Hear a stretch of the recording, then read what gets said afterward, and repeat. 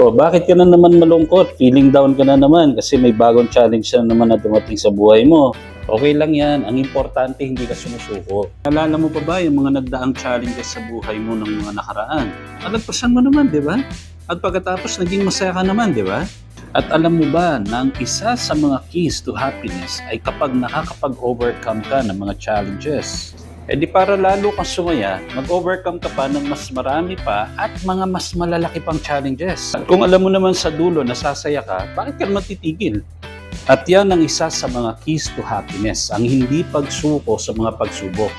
Challenges will make you a better and a stronger person, and it will define you and refine you.